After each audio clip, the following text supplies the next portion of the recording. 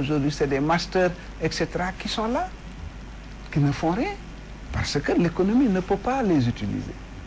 Alors, l'enseignement supérieur, l'université elle-même, il faut la réinventer. L'université, quel est le problème aujourd'hui? C'est le problème des moyens que les étudiants doivent avoir pour étudier. Il faut réinventer tout ça. Cette agriculture que devraient pouvoir faire les jeunes qui ont été à l'école, que devraient pouvoir faire ces jeunes-là pour booster l'agriculture. Donc il faut adapter l'enseignement aux besoins pratiques. Bien entendu, le système de santé. Le système de santé. Mais tout est lié. Si le temps nous le permettait, je vous aurais... D'ailleurs, ce que je suis en train de vous expliquer là, c'est dans ce document que j'appelle la vision. Parce que le rôle des langues nationales à l'école, voilà, par exemple, nous apprenons en français. Ce n'est pas notre langue nationale. Je ne dis pas qu'il faut jeter le français par-dessus bord, ce n'est pas possible. C'est notre langue internationale, si on peut dire. Mais aujourd'hui, je pense que les langues nationales mériteraient plus que 1% du budget de l'éducation nationale. J'ai dit qu'il faut aller à 3% du budget global pour développer une économie des langues nationales.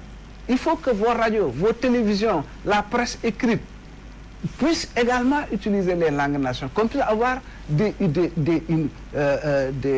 maisons d'édition en langue nationale.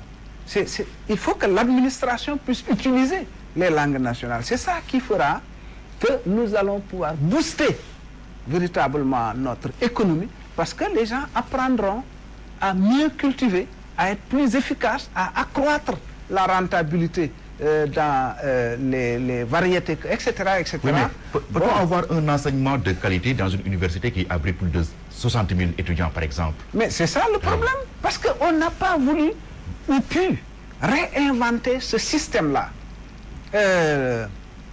On doit pouvoir avoir 1 million d'étudiants. Mais pourquoi? D'ailleurs, le problème, le rapport des autorités politiques à l'école est un rapport très curieux. On considère l'école non pas comme une opportunité de développement, mais comme un boulet. Ah oui, comment ça? Ah ben oui, bien sûr. L'école est considérée comme... Soyez beaucoup plus clair. Mais écoutez, aujourd'hui, ce que le gouvernement est en train de poser comme acte à l'université, Dakar, Saint-Louis, Bambey, Thiès, etc. Et vous croyez qu'ils considèrent ces universités-là comme des opportunités? Non, ce sont des boulets qu'ils traînent.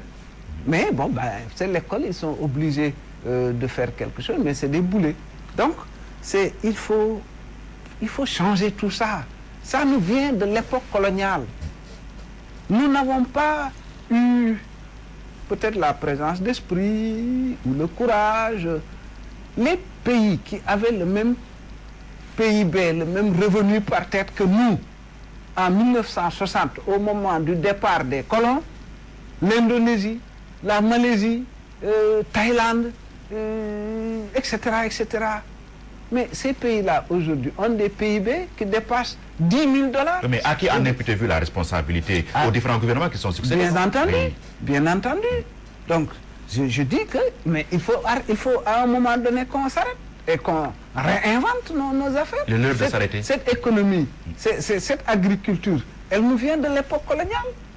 Cette école nous vient de l'époque coloniale, etc., etc., etc. Donc, c'est une révolution profonde. Il nous faut une révolution. Profonde. Oui. Ouais. Donc maintenant, à votre avis, la situation est-elle désespérée ou bien il y a une lueur d'espoir? Non, jamais. On ne peut pas être désespéré. Un peuple ne peut pas être désespéré. Nous avons un peuple courageux. Le peuple sénégalais, c'est pas parce que je suis sénégalais, mais je pense que, objectivement, je peux le dire. Regardez l'Afrique. Regardez cette stabilité relative dans laquelle se trouve notre pays depuis 1960. Ce n'est pas seulement le fait de nos dirigeants successifs, c'est aussi l'ancrage structurel ferme de notre peuple à un certain nombre de valeurs. La stabilité, la paix sociale, la convivialité, la fraternité, la solidarité. C'est cela qui fonde un peu cette stabilité, un peu ce pourquoi, au fond, les gens nous admirent. Maintenant, Ce n'est pas une fatalité, cette affaire. Si on y prend garde, nous risquons de perdre cela. Et si ça continue, qu'on massacre des jeunes au lieu de leur donner du travail, on va le regretter. Oui. Aujourd'hui, pensez-vous que toute la lumière sera faite sur la mort de cet étudiant, Bassirou Faye? Je ne sais pas. Il y a eu des morts. On a torturé quelqu'un à mort à Kédougou. Il y a eu beaucoup de bavures depuis lors. Mais faut-il passer par perte et profit cette affaire, cet événement macabre? Il est clair que non. Comme vous l'avez fait avec Balagaï en 2009. Non, à Balagaï, le policier avait été identifié et envoyé en prison. Oui, mais après... Oui, il a été identifié et envoyé en prison. J'imagine que on va chercher l'auteur de cet acte. Mais enfin, ce n'est pas seulement celui qui est mort. Ceux qui sont blessés, celui qui a perdu les 2 doigts, ceux qui sont dans le coma, etc. Tout ça. Enfin, vous savez, nous sommes dans une situation extrêmement compliquée. Je n'aimerais pas être à la place de Macky Sall aujourd'hui. Bouteille à moitié vide, à moitié pleine, vous dites quoi? Sur quelle question? Oui, sur l'école. Non, ce que j'ai dit est très clair. Il faut avoir le courage politique de refonder l'école. Oui. Ce que nous avons aujourd'hui, nous n'avons plus d'école. Nous avons un semblant d'école. On fait tourner l'affaire comme si il n'y a plus de substance. Voilà. Mamoudou Diop Decroix, nous allons progresser un peu. Cette semaine, on vous a vu signer une déclaration de la coalition CEA 2007 initiée par Idriss Seck. Alors, qu'est-ce qui explique le bien fondé d'un tel geste? Qu'est-ce que vous allez nous dire pour nous convaincre un peu de la pertinence de cette signature? Est-ce que là, on peut dire que là, vous vous êtes rapproché définitivement d'Idriss Seck? Non, je ne suis pas véritablement Pierre-Edouard. C'est-à-dire, ce sur quoi je travaille, moi, c'est sur le rapprochement de l'ensemble des forces politiques et sociales qui ont compris qu'il faut mettre un terme à ce que vit notre pays aujourd'hui. Idriss Seck est revenu dans l'opposition après avoir constaté que le régime de Macky Sall n'était pas en train de mener le Sénégal dans la bonne direction. J'ai salué cela en son temps et l'autre jour, Idriss Seck m'a appelé, il a proposé une déclaration. Je ne parle pas de CA 2017. La presse est allée très vite d'ailleurs en besogne en disant voilà, Mamoudou Diop Decroix soutient Idriss Seck pour 2017. Non, vous ne le soutenez pas. Non, on n'est pas dans cette dynamique ni dans cette logique. Nous sommes dans une dynamique. Idriss Seck a proposé que tous les présidents de conseils départementaux, les leaders politiques, les maires, etc., que tous ceux qui sont de l'opposition dans ces exécutifs-là, locaux, puissent se retrouver, se donner la main et se battre ensemble à l'intérieur de ces espaces. Ça me paraît important. Et nous, dans la coalition, le Front patriotique pour la défense de la République, dont je suis le coordonnateur, nous ne disons pas autre chose. Idrissa m'a appelé, il m'a dit, écoute, j'ai un document que je voulais te soumettre pour signature. Il m'a lu ça au téléphone. Hein. Bien entendu, j'ai dit, mais c'est très bien, la concertation entre tous nos élus issus de l'opposition victorieuse des élections du 29 juin, la promotion des candidats issus de nos formations pour avoir le président de l'association des maires du Sénégal, pour avoir le président comment on appelle ça, des présidents de conseils départementaux, etc. Et voir ensemble aussi, parce que d'après les statistiques qu'il détient, moi je n'ai pas encore les statistiques définitives, les listes qui étaient opposées à celles du président Macky Sall ont obtenu 52%. Donc, si l'opposition se regroupe, se renforce et se bat de façon conséquente, avec esprit de suite, nous estimons qu'en 2017, mais nous aurons la victoire.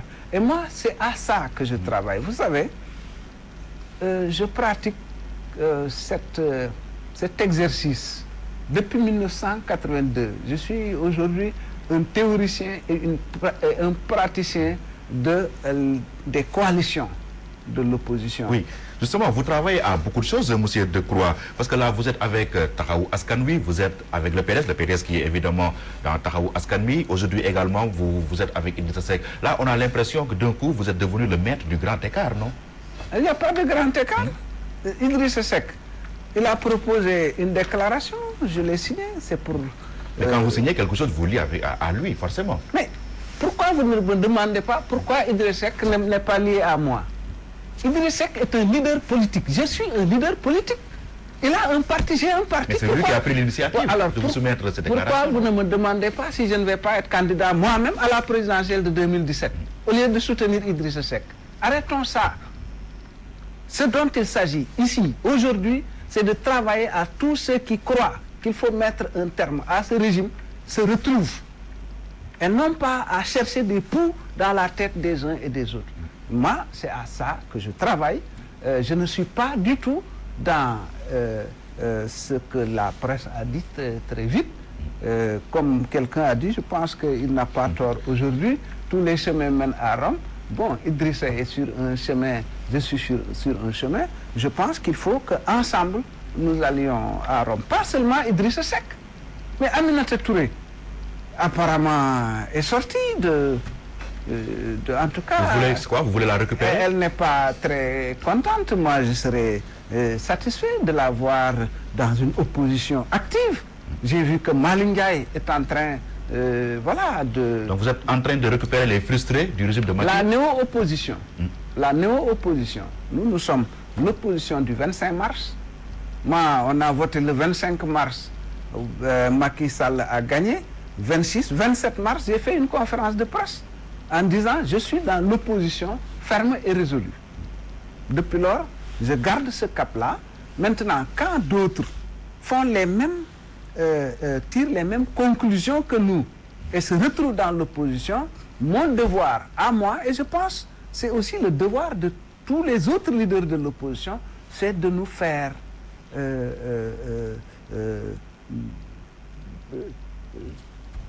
vous fédérez à quelqu'un, derrière quelqu'un? Hein? C'est quoi? Vous voulez vous fédérer derrière quelqu'un, non? Non, derrière des idées. C'est pas vraiment véritable. Je ne sais pas pourquoi. Ouais, il faut qu'il y ait quelqu'un pour porter ces idées-là. Mais c'est quelqu'un-là, c'est l'expérience qui va les permettre de peut-être mettre en avant des gens. Mais nous, ce sur quoi nous devons travailler, ce n'est pas sur des hommes. C'est sur des idées et des valeurs. Pourquoi aujourd'hui on a ce problème-là? Parce que tout le monde s'était regroupé autour d'un seul point. Wade dégage. Oui, Wade est parti. Aujourd'hui également, c'est le tout sauf Macky qui se dessine. Non, je ne suis pas d'accord avec tout sauf Macky. Je ne suis pas d'accord avec ça. J'estime, pour ma part, nous avons fait au niveau de la coalition, le Front patriotique pour la défense de la République, nous avons fait un manifeste. Nous allons faire demain, nous allons faire aujourd'hui à 17h une conférence de presse pour présenter ce manifeste, pour présenter notre lecture aussi de la situation nationale et par conséquent, vous verrez que, bon, c'est aujourd'hui ce qu'il faut véritablement, c'est toutes ces étiquettes et tous ces épithètes-là, qu'on les enlève et qu'on travaille autour de quelque chose de très sérieux, de très consistant, de substantiel au sein de l'opposition pour que cette opposition-là d'abord se retrouve, mais également que les Sénégalais puissent considérer que cette opposition est crédible. Est-il vrai que Maître Abdoulaye Wade vous a demandé de vous méfier de Idrissa Seck parce que, selon la presse, il serait beaucoup plus futé que vous? Idrissa Seck, pourquoi vous croyez que moi je vais accepter que Idrissa Seck est plus futé que moi? Wade vous a-t-il dit de vous méfier de lui? Non, il ne l'a pas dit. Ok. Et comment il a apprécié quand il vous a vu signer la déclaration?